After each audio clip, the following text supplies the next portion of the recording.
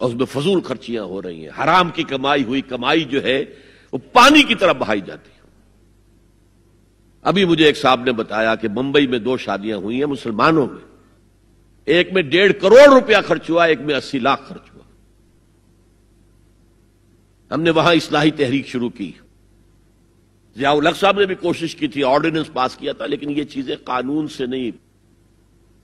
آپ کہیں کہ کسی دعوت میں 50 سے زیادہ مہمان نہیں آئیں گے، وہ 100 آ گئے تو زیادہ زیادہ یہ ہوگا پولیس والوں کو رشوت کا کھاتا کھل گیا، جو یہ پیسے لے جائیے صاحب۔ کبھی کبھی وہ پکی پکائی جگہ لے جا کے اپنے تھانے میں بیٹھ کے کھاتے تھے، لیکن قانون سے نہیں بدلتا مزاج۔ ہم نے کیا طے کیا؟ دیکھو یہ ہے چٹان کی بنیاد۔ آپ کو بڑی اونچی بلڈنگ بنانی ہو تو دیکھنا پڑتا ہے چٹان نیچے بنیاد زمین کیسی ہے۔ تو بنیاد کیا ہے؟ آپ سادگی کرو، سادگی کرو، سادگی کرو، یہ واسطہ بے معنی ہے بالکل، اس لیے کہ غریب کی سادگی کچھ اور ہے، امیر کی سادگی کچھ اور ہے، سادگی کے ایک معنی تو نہیں ہے۔ لہذا کوئی جو ہے راک فاؤنڈیشن وہ تلاش کی جائے، وہ ہم نے کی تلاش۔ جو تقریب حضور سے صحابہ سے ثابت ہے ضرور کرو، ضرور کرو، ضرور کرو، عضوا علیہا بالنواجذ، اپنے دانتوں سے پکڑ لو اس کو۔ اور جو تقریب ثابت نہیں حضور سے اور صحابہ سے، یقیناً یہ کہیں باہر سے آئی ہے۔ یا تو ہمارا خاندانی پس منظر جو ہے، اکثر تو ہندوؤں سے مسلمان ہوئے، وہ سادات ہوں، صدیقی ہوں، فاروقی ہوں، عثمانی ہوں، وہی ہیں جو باہر سے آئے تھے، باقی تو اکثریت یہیں سے۔ وہ اپنا ہندوانہ پس منظر لے کر آئے، تو جس کا ثبوت صحابہ کے دور میں نہیں وہ یقیناً باہر سے آئی ہوئی چیز ہے۔ اس میں پھر سادگی نہیں، اس میں کمی نہیں، جڑ سے کاٹو اس کو۔ اس بنیاد پر ہم نے 5 فیصلے کیے، ذرا سن لیجئے آپ بھی، اگر آپ کوئی سوشل ورک کرنا چاہیں اس کو عام کریں۔ نمبر 1، نکاح مسجد میں۔ حدیث موجود ہے، ترمذی شریف کی روایت، اعلنوا ھذا النکاح واجعلوہ فی المساجد، نکاح کا اعلان عام کیا کرو، مسجدوں میں منعقد کیا کرو۔ میں حیران ہوتا ہوں کیوں نہیں علماء کرام نے اس کی طرف توجہ دلائی۔ حدیث ہے، ہاں میں مانتا ہوں ان کا کہنا یہ ہے کہ یہ یہاں جو امر ہے کہ مسجد میں منعقد کرو، یہ امر وجوب کے لیے نہیں ہے، استحباب کے لیے، مستحب ہے یہ کہ مسجد میں۔ تو بھائی مستحب کیوں چھوڑ رہے ہو تم؟ وہ اس لیے چھوڑنا پڑتا ہے، مولوی بیچارے کی حیثیت ہے ہی نہیں معاشرے میں کہ وہ کہے جناب یہاں آئیے میرے پاس، میں نہیں آؤں گا آپ کے گھر نکاح پڑھانے کے لیے۔ وہ اپنا رجسٹر بغل میں دبائے بیٹھا سوکھتا رہتا ہے۔ وہ تو آنی تھی بارات عصر کے وقت، مغرب بھی جا رہی ہے، آئی ہی نہیں، وہ بیٹھا غریب۔ پہلے 20-30 روپے ملتے تھے، اب 200 300 400 ملتے ہیں، اور کیا ہے۔ میں نے انہیں یاد دلایا، دیکھو شرم کرو، عیسائیوں نے آج تک اپنے چرچ کی اور اپنے پادری کی عزت یہ رکھی ہے کہ شہزادے اور شہزادی کی شادی ہوگی وہ بھی پادری چرچ میں آئیں گے۔ شہزادے کی شادی ہو رہی ہے تو جو ان کی پارلیمنٹ کے ساتھ ہے چرچ، وہاں شادی ہوگی۔ وہاں پردہ نہیں ہے، لڑکا لڑکی دونوں آمنے سامنے کھڑے ہو کر قول و قرار کریں گے۔ ہمارے ہاں پردہ ہے تو اس لیے لڑکی کے گھر بھی جائیں گے تو لڑکی تو محفل میں نہیں آئے گی، لڑکی کا ایک وکیل ہوگا، وہ وکیل اجازت لے کر آئے گا، 2 اس کے گواہ ہوں گے، اس کے سامنے اجازت لی گئی، پھر وہ نکاح خواہ کو اجازت دیں گے، وہ نکاح پڑھا دیں گے۔ پہلی بات یہ ہو گئی کہ نکاح مسجد میں۔ نمبر 2، نکاح کے موقع پر کوئی دعوت طعام نہیں، کوئی ثابت نہیں۔ دعوت طعام صرف ایک ہے، وہ ولیمہ ہے، اور اس قدر معقول بات ہے۔ سب باپ اپنے سینوں پر ہاتھ رکھ کر سوچیں اور میری بات سنیں، کیا بیٹی کو گھر سے رخصت کرنے کا وقت جو ہے وہ خوشی کا وقت ہوتا ہے؟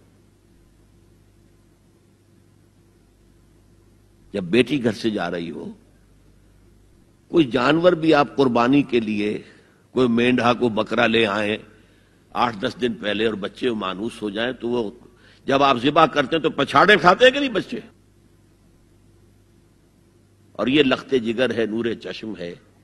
18 20 22 برس گھر میں رہی ہے، وہ جا رہی ہے. خوشی نہیں ہے وہاں، صرف یہ ہوتا ہے اے سائی آف ریلیف کہ ایک ذمہ داری کا بوجھ تھا، اللہ نے آج پورا کرا دیا، اتروا دیا بوجھ. پھر بھی اندیشہ ہوتا ہے، پتہ نہیں مزاج ملے نہ ملے، نئے ماحول میں جا رہی ہے، وہاں جا کر ایڈجسٹ ہو یا نہ ہو، اندیشے پھر بھی ہوتے ہیں ذہن کے اندر. تو ان سے مرغ پلاؤ کھانا اور متنجن کھانا کوئی معقول بات نہیں ہے. معقول بات کیا ہے؟ لڑکا، اس کا گھر آباد ہوا ہے، وہ ولیمہ کرے، اس پر باقاعدہ احادیث اولبو ولو بشاتن، ولیمہ ضرور کرو چاہے ایک ہی بکری ہو تمہارے پاس، ذبح کرو، کاٹو، کھلاؤ گوشت اپنے دوستوں کو، احباب کو.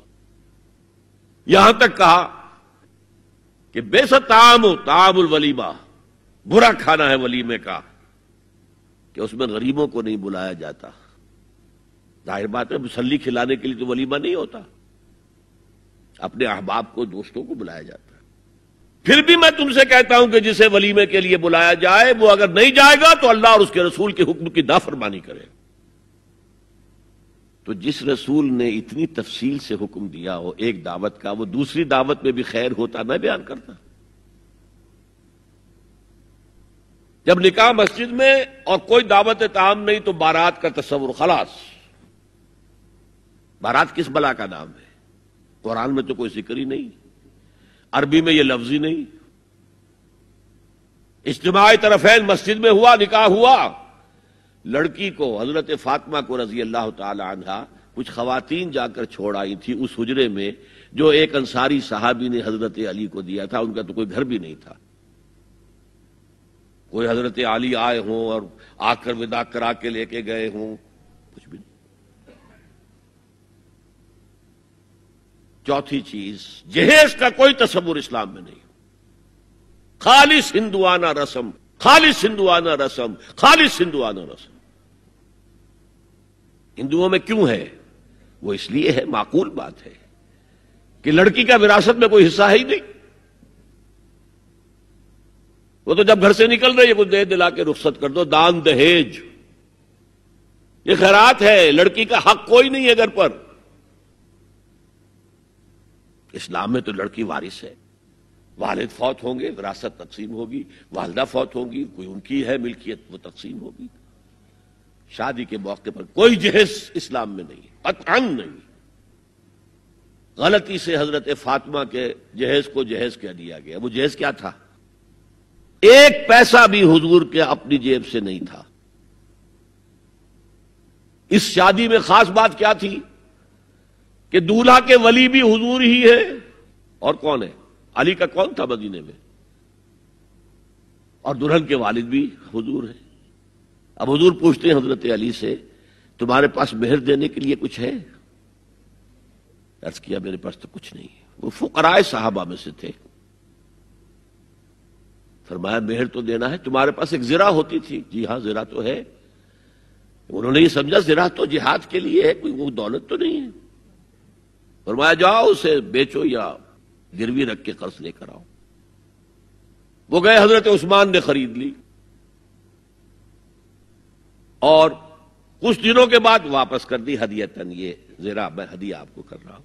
اس وقت اگر کہتے چھوڑو علی، کہاں تو لو میں پیسے دے دیتا ہوں تمہیں، تو ان کی طبیعت پر بار ہوتا.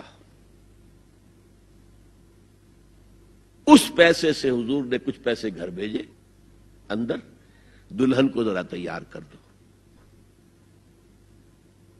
اور کچھ پیسوں سے وہ ایک گدا جس میں کھجور کی کھال بھری ہوئی تھی، اور 2 تکیے جس میں کھجور کی کھال بھری ہوئی تھی، ایک مشکیزہ، کنویں سے پانی تو لانا ہی ہے نا، ایک چکی، جو ہو یا گیہوں ہو پیسنا تو ہے نا، کوئی 1-2 برتن اور. اللہ اللہ خیر صلی اللہ. یہ تھا جسے جہیز کہتے ہیں، جس میں ایک پیسہ بھی حضور کا شامل نہیں ہے.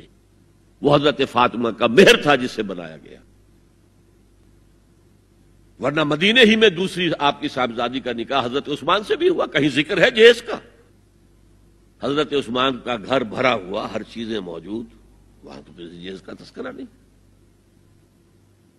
بہرحال یہ شادی کو آسان کرو